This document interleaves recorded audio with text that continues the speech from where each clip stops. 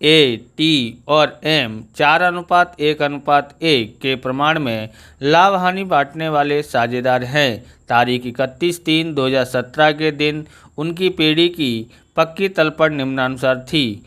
इस तरह का सवाल देखना चाहते हैं तो आप करना चाहते हैं तो उदाहरण नंबर 27 से 260 पेज नंबर पर तो ये दिया है पक्की तलपट।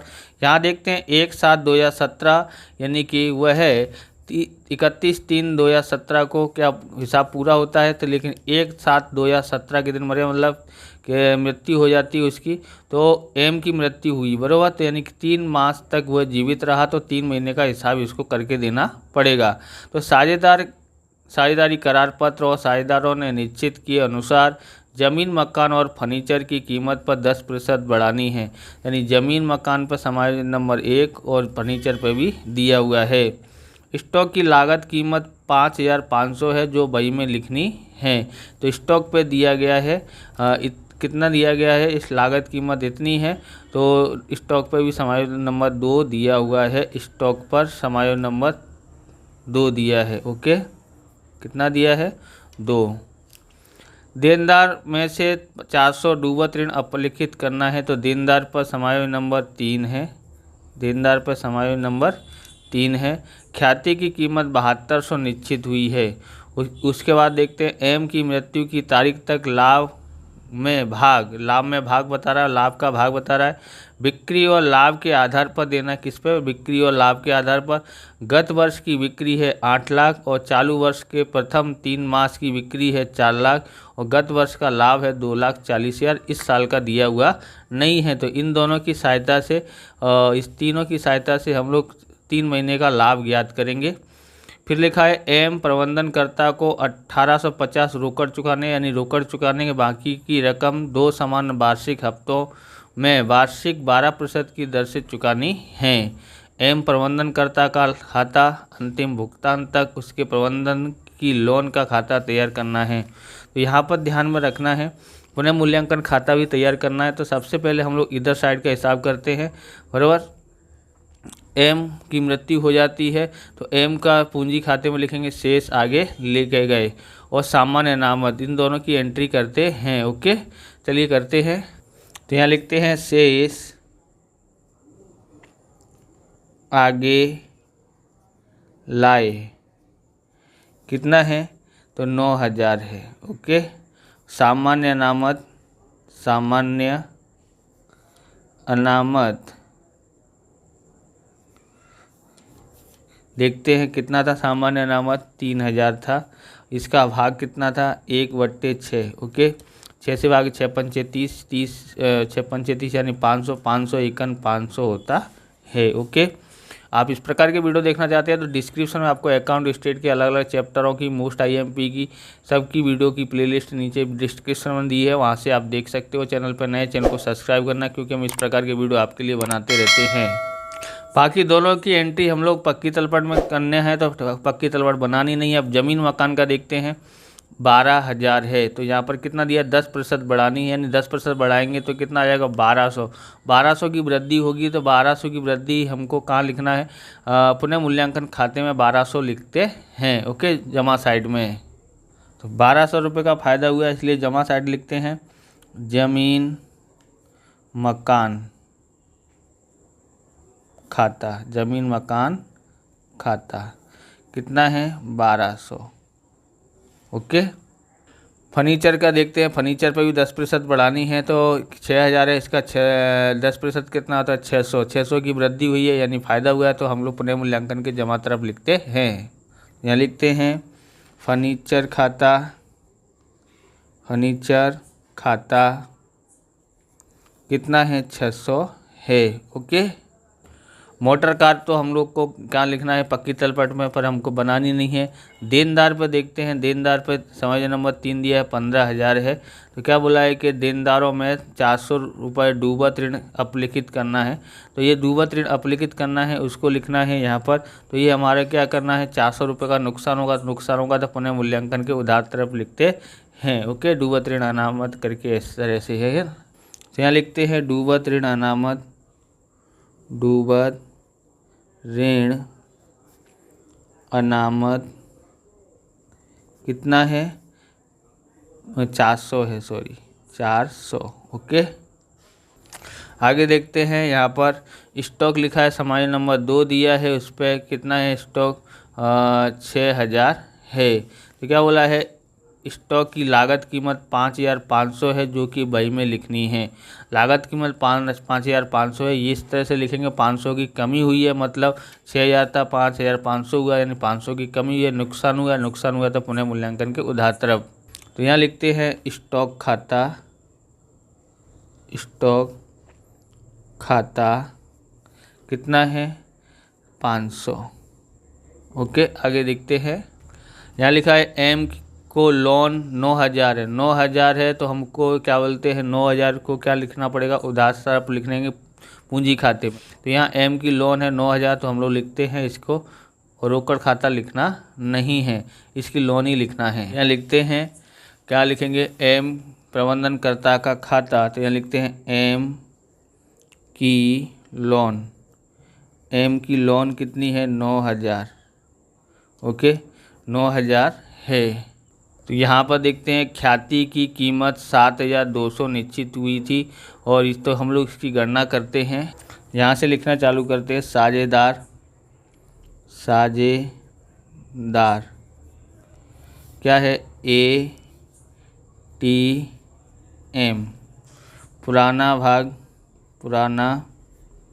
भाग कितना है, 4/6, 1/6। ओके, अब यहाँ पर लिखते हैं एम की ख्याति बराबर ख्याति गुणा एम का भाग। ओके, कितना है, 7200 है, उसका भाग 1/6 है। ओके, अब यहाँ पर देखो नया भाग कैसे ज्ञात करते हैं। नया भाग अब नए अनुसार नया बोला नहीं है, तो एम क्या हो जाता है, मृत्यु हो जाती है उसकी। तो यहाँ पर इनका क्या अनुपात हो जाएगा, 4:1, मतलब 4/5, 1/5, इस प्रकार से हो जाता है। ओके, तो हम लोग देखते हैं इसका हिसाब किताब। तो ख्याति का वितरण करते हैं। ख्याति का वितरण, ओके, ख्याति का वितरण होता है, ए का पूंजी खाता दोनों चुकाएंगे, ए और एम खाता उधार। ओके, टी का पूंजी खाता उधार 960 और 1200। कैसे हुआ है, तो देखोगे क्या अनुपात था इनका, 4:1 था, बराबर। तो यानी 1200 में 5 से भाग देते हैं तो कितना आता है, 240। 240 गुणा 4 करो तो कितना आता है, 960। ओके, और बाकी का कितना बचा है, तो देखेंगे कितना आता है, 240 और गुणा 1 करते हैं तो 240 आएगा। ओके, इस तरह से किया हुआ है। अब यहाँ लिखते हैं, तो यहाँ गड़बड़ होगी, 1200 यहाँ लिखना था 1200। ओके, किसको देना है, ये लोग एम को चुकाएंगे, तो एम का पूंजी खाते का, ओके, 1200। तो अब हम लोग इसका तो पूंजी खाता है, तो इसके खाते में इसको लिखेंगे, दोनों को लिखेंगे, दोनों उधार हैं, तो वो कहाँ पर लिखा जाएगा, एम के पूंजी खाते में, तो जमा तरफ लिखते हैं। तो यहाँ लिखते हैं ए का पूंजी खाता कितना है, 960। टी का पूंजी खाता कितना है, 240। ओके, आगे देखते हैं। अब यहाँ देखते हैं इसका, एम को मृत्यु की तारीख तक लाभ में 12 बिक्री और लाभ के आधार पर देना, गत वर्ष की बिक्री 8 लाख थी, चालू वर्ष की प्रथम 3 मास की बिक्री 4 लाख थी, गत वर्ष का लाभ 2,40,000 था। तो इसको कैसे गणना करते हैं देखते हैं। यहाँ पर गणना करते हैं, एम का लाभ बिक्री और लाभ के आधार पर देना है। ओके, यहाँ लिखते हैं गत वर्ष की बिक्री, गत वर्ष की बिक्री कितनी है? 8 लाख। ओके, 8 लाख बराबर गत वर्ष का लाभ, गत वर्ष का लाभ कितना था? 2,40,000 था। ओके, चालू वर्ष में प्रथम 3 मास की बिक्री कितनी है? तो ये है 4 लाख। तो गत वर्ष का लाभ, गत वर्ष का लाभ क्वेश्चन मार्क, तो क्रॉस गुणा हो जाएगा। तो यहाँ लिखेंगे लाभ, चलिए चालू वर्ष आएगा यहाँ पर, चालू वर्ष। ओके, तो चालू वर्ष का लाभ कितना हो सकता है? क्रॉस गुणा 4 लाख गुणा 2,40,000, 2,40,000 गुणा 4 लाख। ओके, और ये कहाँ जाएगा? इसके भाग में 8 लाख बराबर। यहाँ 5 जीरो से 5 जीरो काट दो, 4 एकन 4, 4 दूनी 8, 2 से काटोगे तो 12, यानी 1,20,000 आता है। तो यहाँ लिखते हैं लाभ बराबर 1,20,000। ओके, लाभ आया है। अब इसका एम का भाग कितना होगा? तो एम का लाभ इसके भाग के अनुसार हमको देना पड़ेगा कुल लाभ गुणा एम का भाग। तो कुल लाभ है 1,20,000 और एम का भाग है 1/6। 6 से भाग देंगे, 6 दूनी 12, 20,000 आता है। ओके, तो 20,000 हम लोग, तो यहाँ लिखते हैं लाभ खाता कितना आता है? 20,000। ओके, 20,000 आता है। अब हम आगे और देखते हैं। तो यहाँ देखते हैं एम के प्रबंधनकर्ता को 1850 रोकड़ चुकाने, तो रोकड़ चुकाना है तो रोकड़ खाता करके लिखना पड़ेगा पूंजी खाते में। कहाँ पर? उधार तरफ करते हैं। ओके, उधार तरफ करना है। बाकी की रकम 2 समान वार्षिक हफ्तों में 12% वार्षिक 12% ब्याज के साथ चुकानी है, तो चुका देंगे हम लोग। तो सबसे पहले इसकी एंट्री करते हैं, फिर हम लोग लोन प्राप्त करते हैं कि कितना लोन का होता है, तो फिर उसको समान भागों में बांटेंगे। तो सबसे पहले यहाँ रोकड़ खाता लिखते हैं। रोकड़ खाता कितना चुकाना है? रोकड़ 1850। अब हम लोग की इसकी कितना पैसा बाकी रह गया वो ज्ञात करने के लिए पुनः मूल्यांकन खाता क्लोज करना पड़ेगा। तो पुनः मूल्यांकन में देखते हैं कहाँ पर ज़्यादा टोटल हो रहा है। टोटल इधर साइड ज़्यादा हो रहा है, 1200 प्लस 600 कितना होता है? 1800 होता है। यहाँ लिखते हैं 1800। अब 1800 में क्या करते हैं? 1800 माइनस 400 माइनस 500 कितना होता है? 900। 900 ज्ञात कर लिया है। ओके, तो 900 में हम लोग क्या लिखते हैं? यहाँ पर लाभ हानि, लाभ पूंजी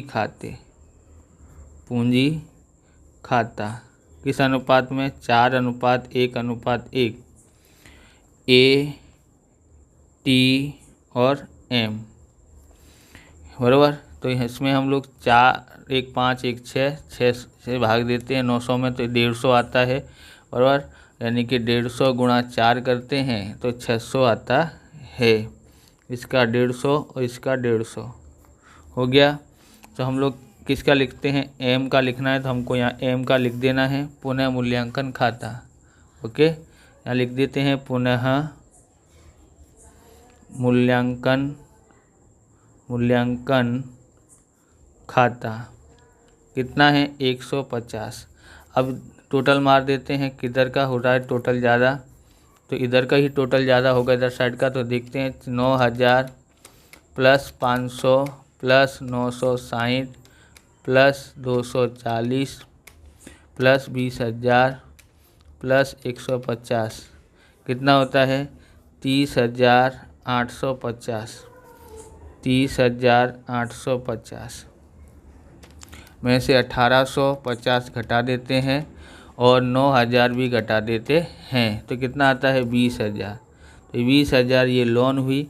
तो यहाँ लिखते हैं एम की लोन 12% की दर से की लोन, बराबर। ये क्या है कि इसकी लोन है, ये हमको चुकानी पड़ेगी 2 वार्षिक समान हफ्तों से। अब लोन का हम लोग करते हैं, अब इसका लोन का करते हैं। तो सबसे पहले क्या लिखेंगे, इधर साइड से लिखते हैं तारीख 1/7/2017 को मृत्यु हुई है। तो एम का प्रबंधन कर्ता खाता कितना है 20,000, बराबर।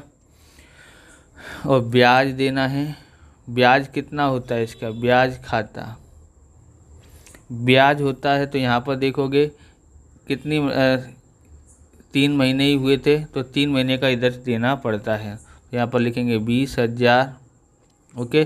31/3/2017 से लेकर 1/7/2017 में, यानी कि 3 महीने होते हैं, 3 महीने का ब्याज देना है।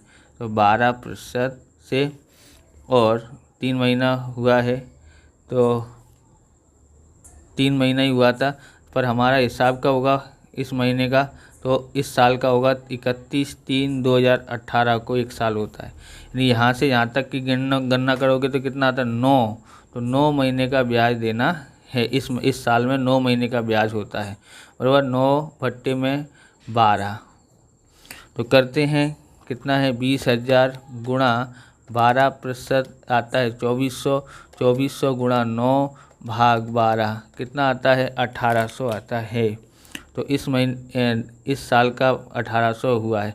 चुकाना नहीं है, चुकाना है कितने को 30/6 को चुकाना है। अभी तो हमारा साल हुआ है, बोलो क्या बोलते हैं, हमारा जो हिसाब होता है वो 31/3 को होता है। तो इसका टोटल मार देते हैं, कितना होता है 20,000, कितना होगा 21,800। 21,800 इधर लिखते हैं 21,800, ओके।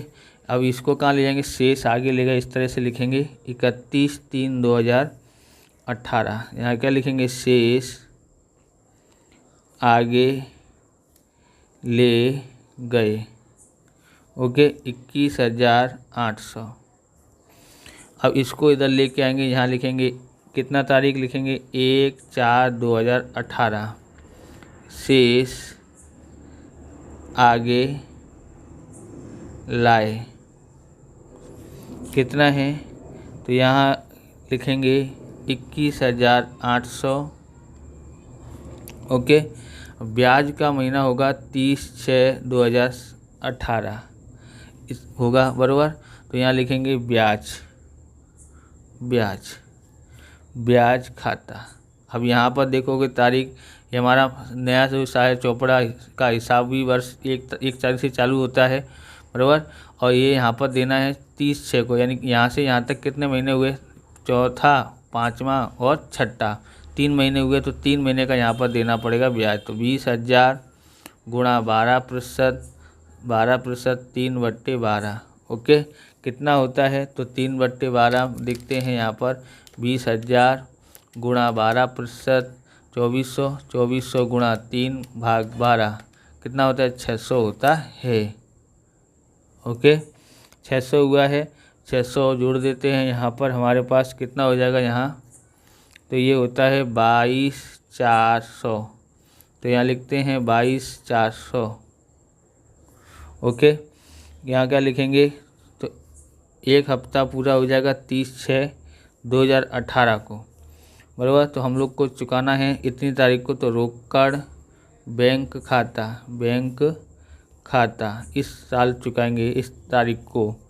तो कितना होता है देखो, तो उसके 20,000 के समान 2 किस्त होते हैं 10,000, एक किस्त होती है 10,000, और ब्याज 9 महीने का और 3 महीने का जोड़ते हैं तो 600 कितना होता है, 600 होता है इधर। ओके, 600 और 1800, 1800 प्लस 600 कितना होगा, 2400 हुआ, 2400 यानी और 10,000 तो 1200 और 12,400 होता है, बराबर।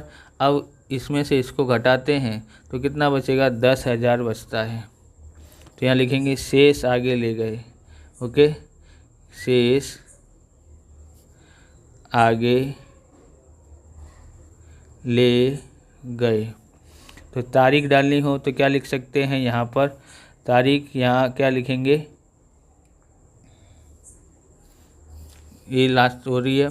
अब हम लोग को यहाँ तारीख से चलना है, इस तारीख को 1/7/2018, 1/7। ओके, यहाँ पर तारीख यही तारीख है तो यहाँ 1/7/2018 लिखेंगे। शेष आगे लाए, शेष आगे लाए कितना है, 10,000। ओके, और ये ईसावी वर्ष कब पूरा होता है हमारा, 31/3/2019 को। यहाँ लिखेंगे ब्याज खाता। ओके, तो यहाँ पर हमारे पास 10,000 है, 10,000 का 12% लेना है, गुणा 9/12 लेंगे। 9/12 क्यों लेंगे, 9/12 ओके, क्योंकि इस तारीख से लेकर इस तारीख तक 9 महीने होते हैं तो इसका लिखेंगे 10,000 गुणा 12%, 1200 आया, गुणा 9/12 कितना आता है, 900। कितना भी आ जाएगा, 900। ओके, टोटल मार देते हैं यहाँ पर 10,900, 10,900, यहाँ भी आएगा 10,900। ओके, यहाँ क्या लिखते हैं, तारीख है हमारी 31/3/2019, शेष आगे ले गए। यहाँ पर इधर साइड कुछ नहीं आया इसलिए शेष आगे ले गए कितना है, 10,900। अब इस तारीख का यहाँ पर लिखते हैं 1/4/2019, शेष आगे लाए, शेष आगे लाए कितना है, 10,900। तो इसको कौन सी तारीख को चुकाना है, 30/6/19 को। ओके, ब्याज खाता कितना है, 300 है।